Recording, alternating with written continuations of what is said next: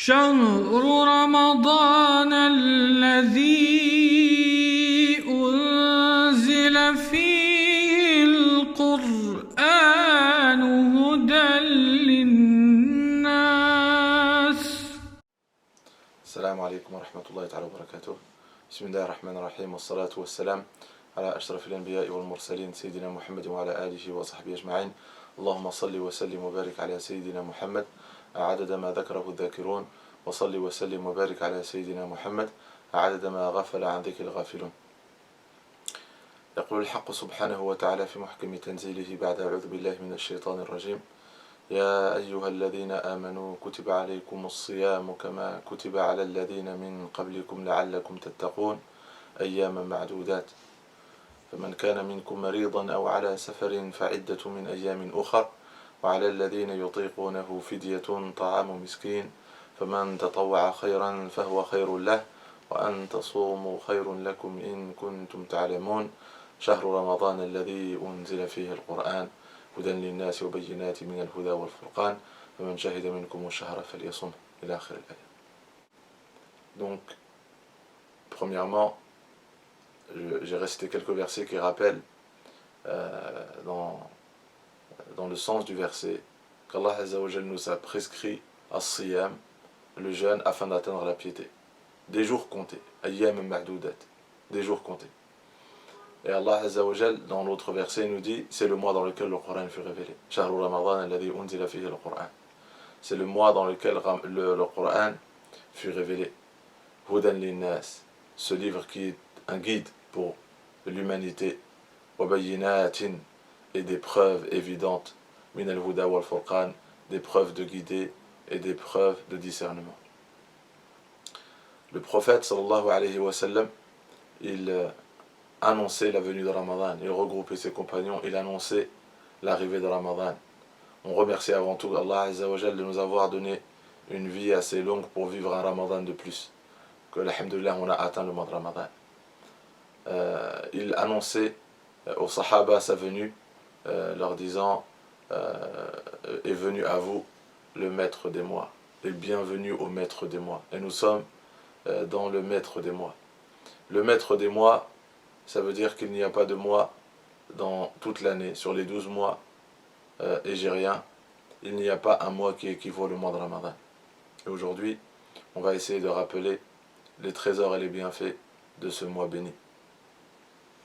Le premier point, le prophète sallallahu alayhi wa sallam, il a dit dans un hadith authentique, lorsque le mois de Ramadan arrive, les portes du paradis s'ouvrent, elles ne se ferment plus, et les portes de l'enfer se ferment, et les shayatin, les diables, les démons rebelles sont enchaînés. Ça c'est le premier point, et dans aucun mois cet événement se produit. Et on sait que quand les portes du paradis sont ouvertes, les du'as sont exaucés. C'est pour ça que le prophète sallallahu alayhi wa sallam, et ça c'est le deuxième point, il nous dit, lorsque le jeûneur arrive à la fin de la journée, inna lis-sa'imi 'inda fitrihi da'watun la turad, le jeûneur, au moment où il va rompre le jeûne, à la fin de la journée, avant le maghrib, et le jeûneur, il a une dua qui est exaucée, qui n'est pas refusée. Et donc c'est un mois où on doit profiter dans les duas, surtout les duas avant la rupture du jeûne. Nabi alayhi salatu wa salam فسر لنا يعني من المعاني ديال فتحت ابواب الجنه ان لما كتفتح ابواب الجنه الدعاء مستجابه، الدعاء مستجابه. والنبي صلى الله عليه وسلم قال ان للصائم عند فطره دعوه لا ترد. الصائم الدعاء ديالته النهار كله مستجابه لانه صائم والابواب الجنه مفتوحه، ولكن بالخصوص عند فطره، يعني 15 ولا 20 دقيقه قبل اذان المغرب الانسان يجتهد في الدعاء، لان الدعاء قبل الافطار مستجابه. Aussi, le prophète sallallahu alayhi wa sallam nous dit qu'il y a toutes les nuits,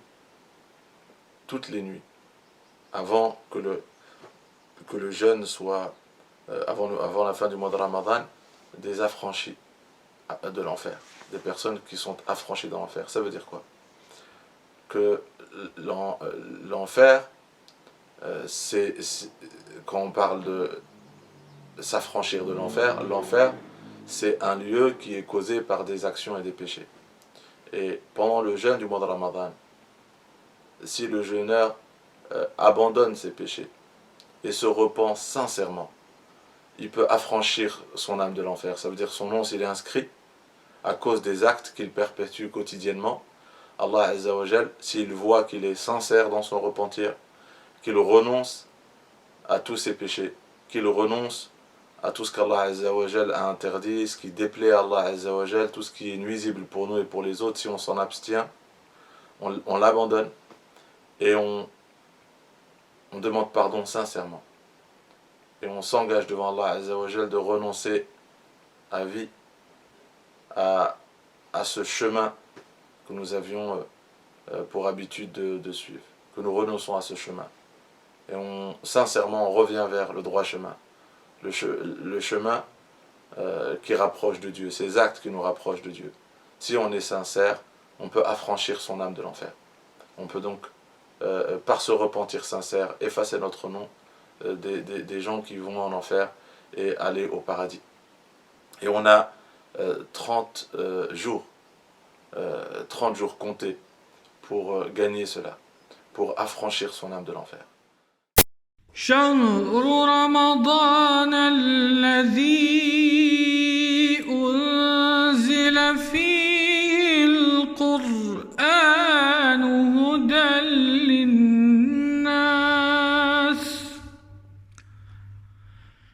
هدى للناس وبينات من الهدى والفرقان